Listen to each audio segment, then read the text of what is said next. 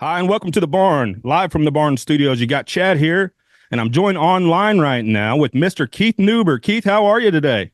I am absolutely wonderful. Thank you, Chad. How about you? I'm doing really well. We are both fresh off from the lake, right? Lake of the Ozarks in Missouri for the Missouri Juvenile Justice Association conference, which you presented, and I was lucky enough to sit in on your keynote speech and really enjoyed that, and really appreciate that time at the lake. I'm sure you do as well. That's a beautiful venue. You can't get better than that. Absolutely. And for full context for the listeners and the viewers, I actually was able and lucky enough to catch you do a presentation maybe 12 to 15 years ago at Jefferson City when I was working as a sort of an entry level detention worker. And then many years later, here I am, therapist, sort of on the other side of it, trying to help kids that, we used to use the word or the term at risk. We don't use that anymore. Now it's, at success or at promise or whatever it is. But I know you have spent many years working with kids and families and trying to help them in situations where it's not great, right? Children are still challenged, no matter how we change the verbiage. We still have to deal with the fact that kids have a tough time right now. There's a lot of differences in terms of society. No clear rules and directions, a lot of differences in terms of parenting style and expectations. And kids are feeling the pressure of some of those kinds of changes that go on in society. They are the recipients of the pressures that parents and adults face all the time. And, those of us being in juvenile justice, we see it at the end degree of when kids lose their way, when they don't have the kind of guidance and support that they need, how they end up struggling and sometimes getting involved in things that they should not get involved in. I've sat in a lot of meetings, probably you have as well, and I've heard the term bad kid. Oh, he's a bad kid, or he comes from a bad family, right? And it just sent chills down my body because I've worked with thousands of kids, and you probably even more than that. And I've never met a bad kid. I've met plenty of kids that made poor choices, right? Or maybe bad choices. But actually, when it comes down to it, I've never met a bad kid. So I always sort of cringed when anybody would, put that term and that label on them. Well, and I agree. And I think what happens is people look for excuses or the desire to blame other people so that they don't have to deal with the realities at hand. Kids are kids.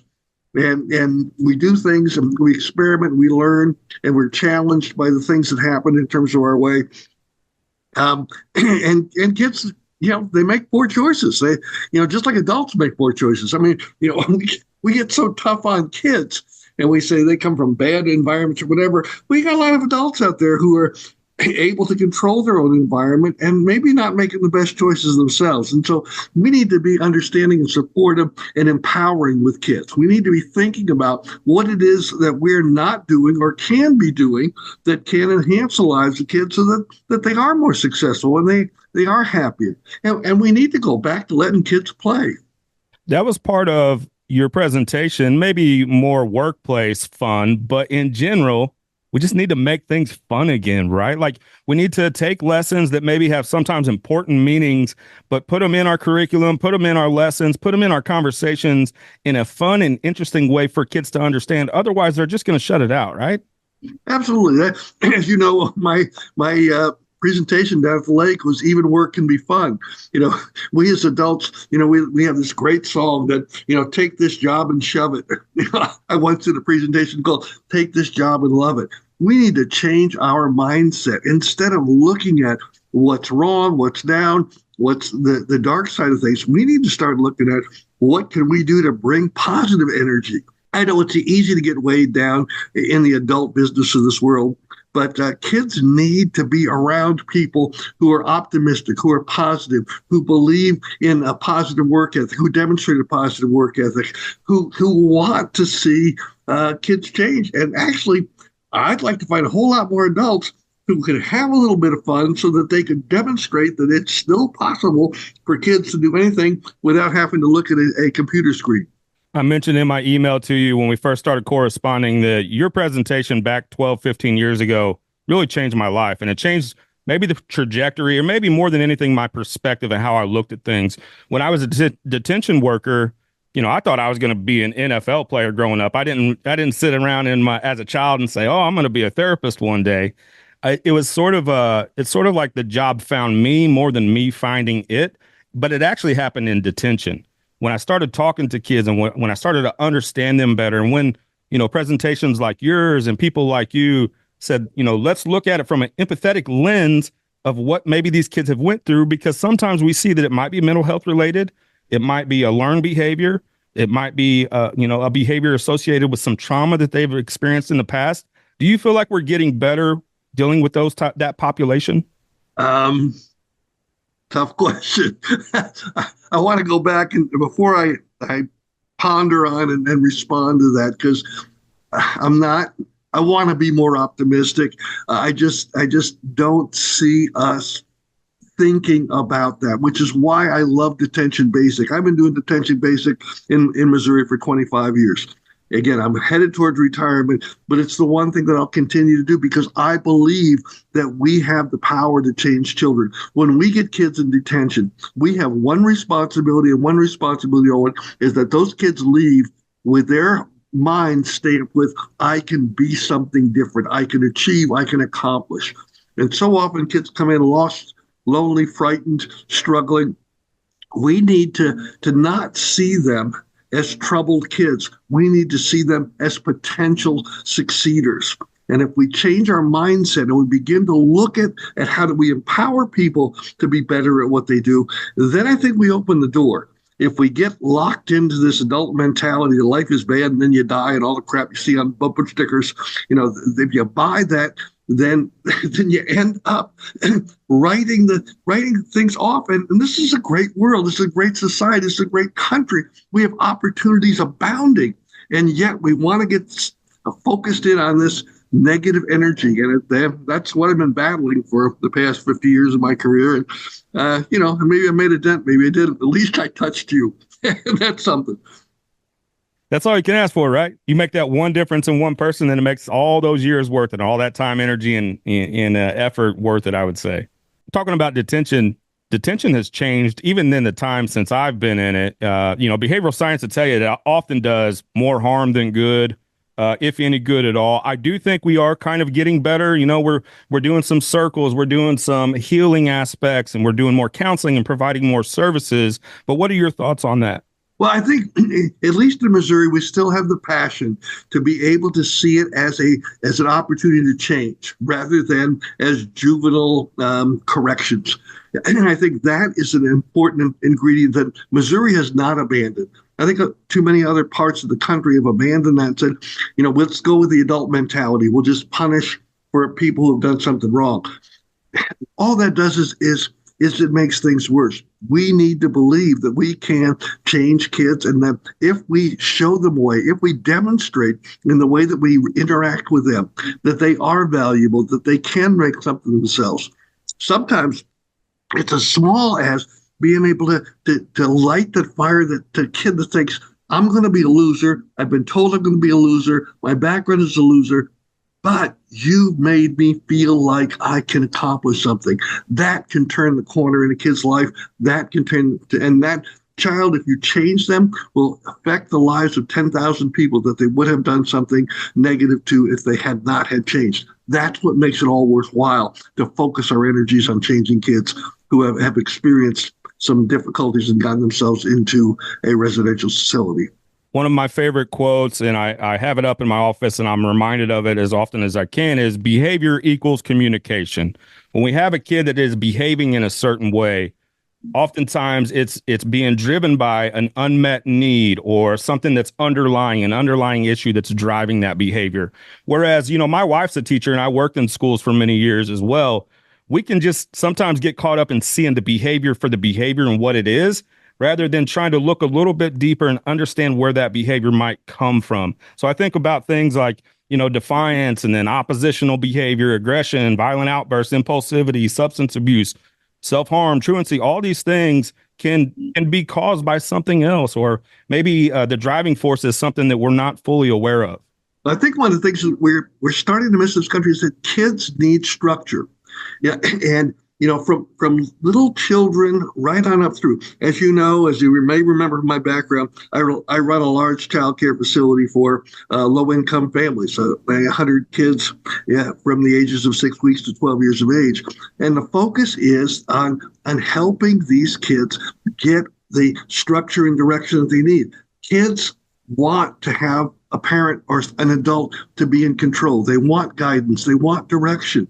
When we don't provide that to kids, then we ask them to kind of figure those things out for themselves. And that's not the way human beings are put together. If you look at human beings developmentally, we need that structure and guidance. The first word that kids learn is generally the word no.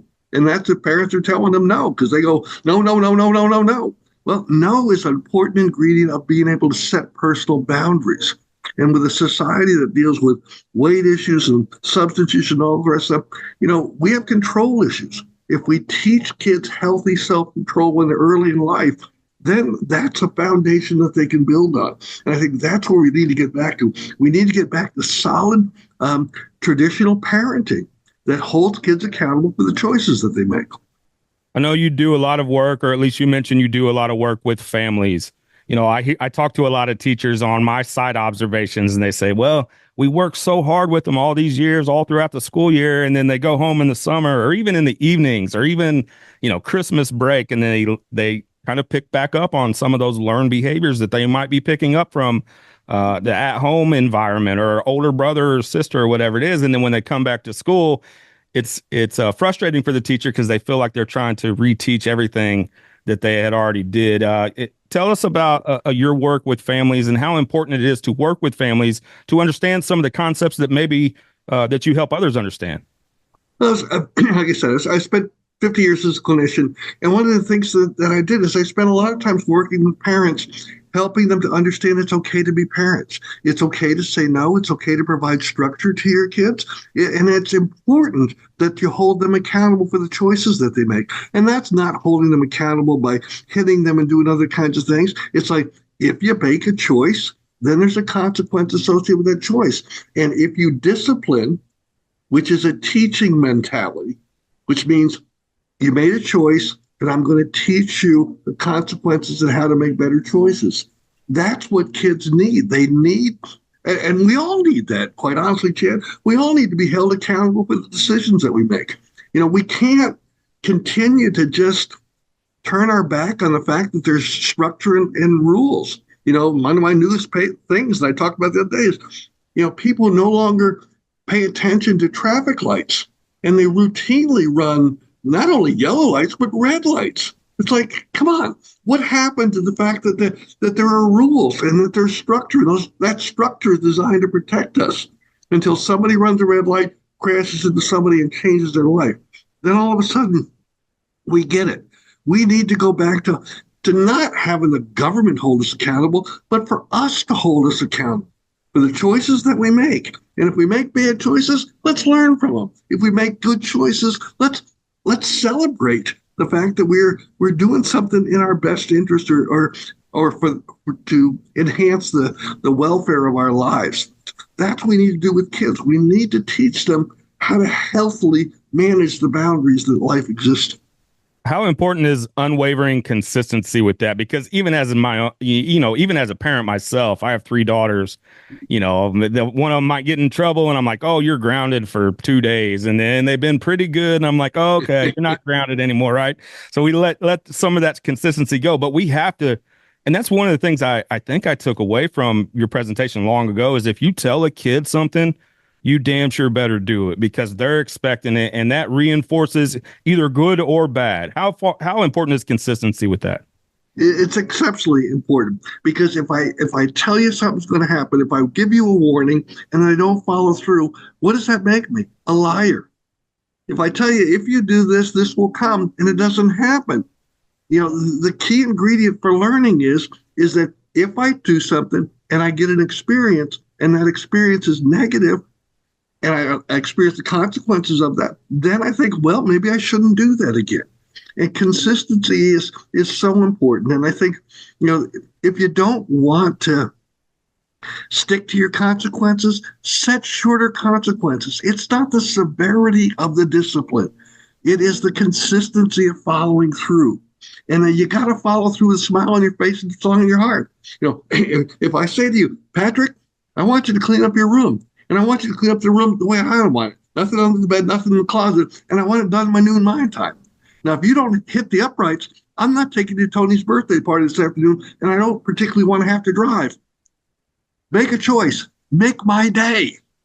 It's a Dirty Harry approach to parenting or anything else in this life. We need to be held accountable because that's what provides us with a frame of reference for making good decisions. Can we talk a little bit about conquering the generational challenge and a book that you helped co-write? And, what are some of the common misconceptions, I guess, maybe adults have about today's youth? Because we hear it all the time, right? They're lazy. They don't want to work. They don't want to listen. They want to make their own rules. All these different things that people from my generation and other generations like to say about the younger people. Tell us a little bit about conquering the generational challenge, if you don't mind.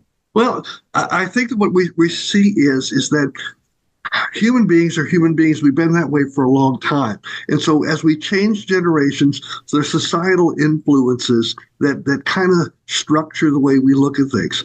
So, for example, when I was a kid, we had rotary telephones. Now, if you're 10 years old, you got a cell phone. So things are different.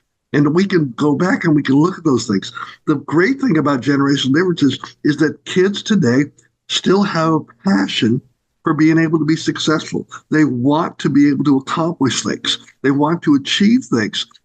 And what they need is a structure to be able to accomplish that. We've changed. We've got to find new ways of doing things.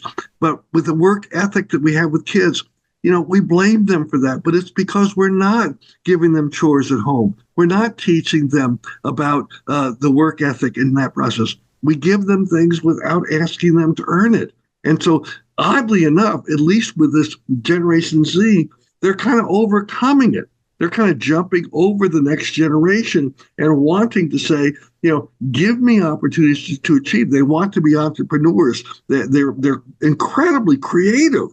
But the problem is that, and again, I'm old and I'm not a big fan of AI, but it's like when we start to tell people that you don't have to be responsible for vacuuming or washing the dishes or doing anything anymore. Something else is going to do that for you.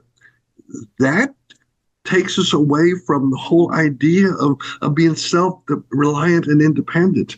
And I think that's what kids are thirsting for. They don't want to be just passed on without having achieved something. And we need to get back to giving kids opportunities to grow and learn and succeed. It's missing in today's world, but they're finding new ways through technology and other kinds of things to create all kinds of opportunities for learning. So we just need to understand that people are people, and we need to be responsible for managing ourselves. I actually have this idea or opinion that I think they're getting a lot of things right. I think this might be one of the most important generations to come along, because sort of some of the things that they're cutting out, it might look to me, or to somebody else, it might look like laziness, but maybe it's more effective. Maybe AI is more effective, and then they can save that time from, mopping the floor to something else. And I also think their creativity, like you're saying, I don't think it's a bad thing. It's easy to get caught up in how we were brought up and what it was like for when we were kids, and to sort of compare and contrast with what they're dealing with now. But I think they struggle with a whole lot of other problems that maybe you or I didn't. Obviously the social media and some of the influences and some of the bullying that's 24/7 these days. I think they have some of their own challenges that maybe weren't always a part of other people's challenges as well. Well, I think one of the things that I would love to see us go back to focusing on, particularly at least in elementary school, is problem solving skills. I think it's real easy to say, well, you know what, you don't need to teach adding and subtracting and multiplying because the computer can do that so much faster. It's not about those technical processes. It's about the idea of understanding how to solve problems.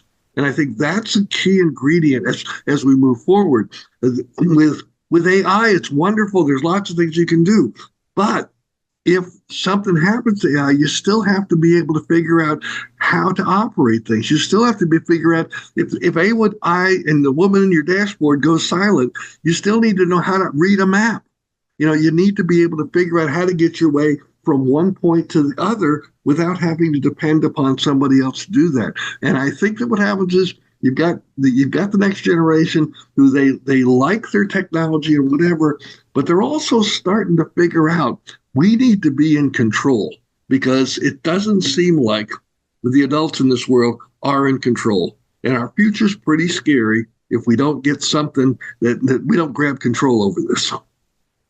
And I think right now is important time to have that conversation, right? We're right in the middle of a political, one of the most back and forth and heated political things going on that we've maybe ever faced or faced in a really long time. And that makes life difficult for adults, and that trickles down to kids, right? And we see that stress, and we see that pressure, and we see families struggling to get groceries and to make a living that's sustainable for families. And that again trickles down, and the kids feel the effects of that, I'm sure. Yeah, and I think that they need to understand that politics is politics, and regimes come and go in terms of the process, but life always remains the same. I mean, there's so much rhetoric that goes on that tells us life is so bad. When we live in this country, you said you got 3 girls. Life is pretty darn good in this country right now, and we need to understand and respect that. And we need to appreciate the value structure that got us to that point. Because if you lose sight of your values, then life gets pretty chaotic. If you don't have things that you believe in and that you think that you hold are dear, and I think I'm hoping that that's kind of what we're going to come back to at this point. I think we're headed towards a point where people are starting to understand. It's like life things are getting out of control. We need to get back to managing things. And those poor people with the hurricanes that just got devastated with those things, they are seeing people from around the country show up daily to volunteer to care and whatever. That's what this country's is important, and that's what kids need to see. They need to see us understanding, valuing, and appreciating one another, not the divisiveness that I think sometimes people like to inject. Let me switch gears here real quick and let you get out of here. We won't take up too much of your evening, and we really do appreciate you giving us your time today. Trauma sensitive schools, care, that's obviously a buzzword for the last 10 years or so. What does that mean as far as providing care for kids that might come from trauma or their behaviors derive from something from their past? What does that mean, and what does that look like, the framework of it? Well, I think that as long as it doesn't become every child who had a hangnail has a trauma, I think we're in good shape. I think that what happens is that kids need support, but I mean, you're a counselor now, and I think you understand the significance of family support. It's not just the external supports that the school district or other people can provide. It's about building structures around the kids so that they have people who they can rely on. And oftentimes it's the importance of not only helping the child adjust, but helping them adjust with their family and their support system around them to be able to sustain these things. Just kind of doing things in a vacuum, to make kids feel better, that's nice. But what they need is a sustained foundation, which is going to be able to support them as they meet challenge after challenge, because that's what life is all about. Life is one perpetual set of challenges with a few inconveniences to help us figure out that, it's really all that good. With such a high demand on the mental health system, what do we need to change to get it more effective, more efficient? In my opinion, and again, this is coming from the past, I think young counselors need more supervision. we need more guidance in terms of developing those skills. It is really hard to come out of graduate school with a degree and go straight into a cubicle and start trying to deal with folks. It's just too challenging. Experience is what's a key ingredient. And I think we need to do more to support young clinicians so they don't burn out, they don't become frustrated because of the challenges that they can't overcome. And so I think that number one is that we need to do more to support young people to become successful counselors.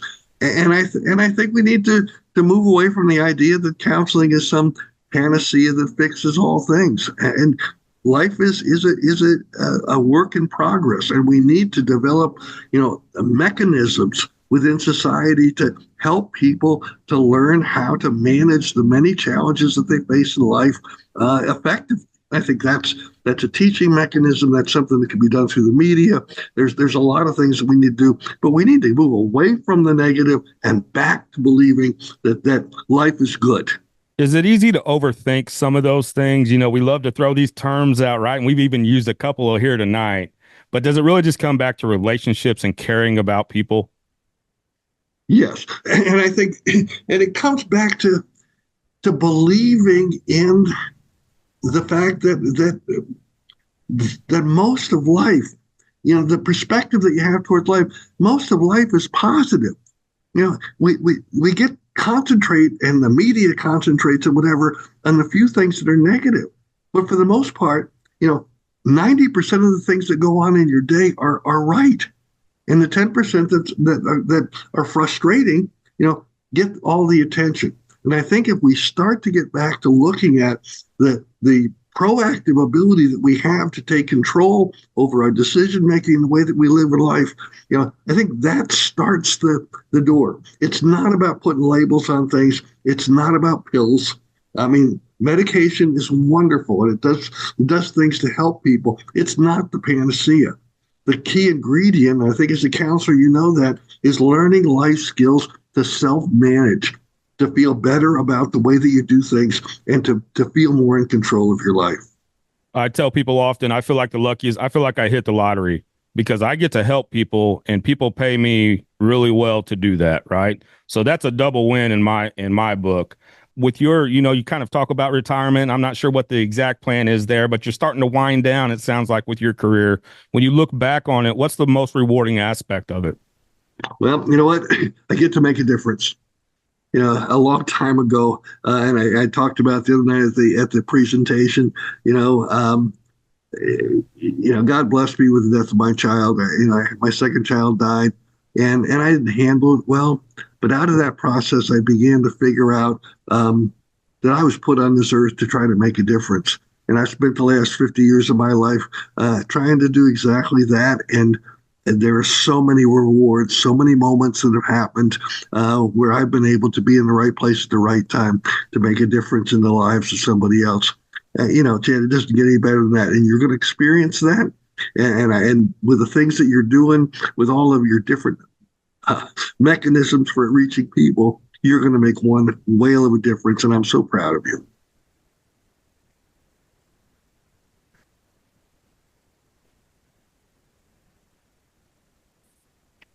Keith Neuber joined here live via Zoom. We're both figuring out technology, I think, right, Keith? From the barn. ican2.com, can with a K, is your website where they can find out all your information. I think so much of you and your work, and thanks so much for joining me tonight. My pleasure, my friends. Good luck to you.